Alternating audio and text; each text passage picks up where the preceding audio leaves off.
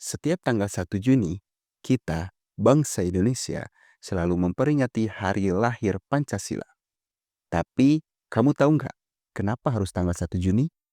Atau, apakah kamu tahu gimana lahirnya Pancasila? Yuk, kita bahas sejarahnya, biar kamu tahu dan gak cuma ikut-ikutan memperingati aja.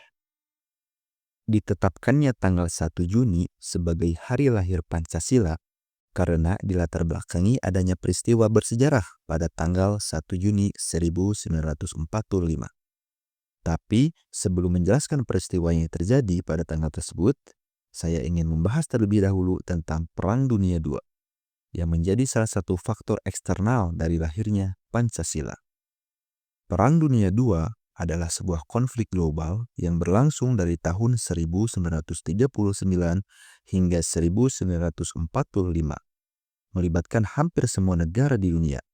Perang ini dibagi menjadi dua blok utama, yaitu blok poros dengan negara utamanya adalah Jerman Nazi, Italia fasis, dan Kekaisaran Jepang.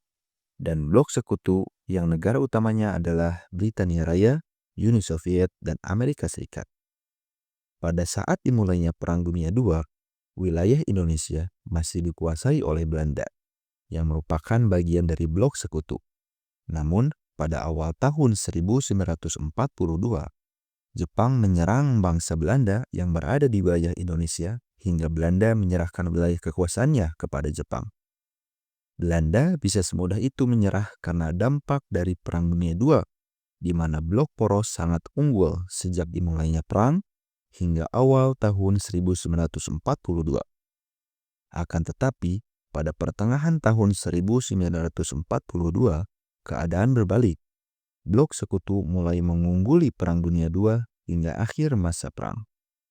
Di masa keunggulan blok sekutu, Jepang memiliki kekhawatiran adanya pemberontakan yang kuat dari bangsa Indonesia. Karena Jepang saat itu sedang membutuhkan sumber daya dari Indonesia untuk kepentingan perang mereka. Dan untuk menarik hati bangsa Indonesia, pada tanggal 7 September 1944, Perdana Menteri Kekaisaran Jepang, Koiso, mengumumkan akan memberikan kemerdekaan untuk Indonesia di suatu hari nanti. Memasuki awal tahun 1945, bangsa Indonesia terus menyuarakan kemerdekaan, memanfaatkan situasi kekalahan Jepang yang semakin jelas pada Perang Dunia II. Hingga pada tanggal 1 Maret 1945, pemerintah Jepang mengumumkan akan membentuk suatu badan untuk menyelidiki atau mengkaji hal-hal yang perlu dipersiapkan untuk membentuk negara Indonesia merdeka.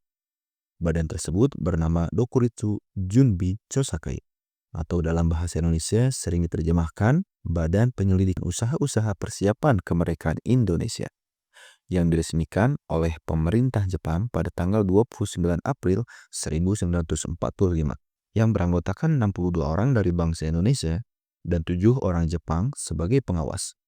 BPUPKI diketuai oleh Dr. Kanjeng Raden Tumenggung Rajiman Widyodiningrat. Sebulan setelah diresmikannya BPUPKI, sidang pertama pun diselenggarakan dengan fokus membahas dasar negara Indonesia Merdeka dari tanggal 29 Mei sampai dengan 1 Juni 1945.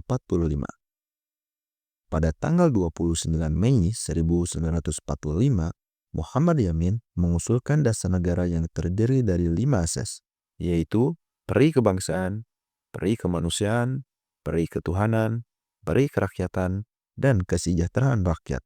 Usulan dasar negara disampaikan juga oleh Supomo pada tanggal 31 Mei yang berisi persatuan, kekeluargaan, keseimbangan lahir dan batin, musyawarah, dan keadilan rakyat. Hingga giliran Soekarno diberi kesempatan untuk menyampaikan pidato tentang dasar negara pada tanggal 1 Juni 1945. Pada saat itu, Soekarno menyampaikan 5 asas untuk dasar negara Indonesia Merdeka, yaitu kebangsaan Indonesia, internasionalisme atau peri kemanusiaan, mufakat atau demokrasi, kesejahteraan sosial, dan ketuhanan yang berkebudayaan. Soekarno memberi nama 5 asas tersebut dengan istilah Pancasila, yang terdiri dari 2 kata dan berasal dari bahasa Sanskerta. Panca memiliki arti 5 dan sila memiliki arti asas atau prinsip.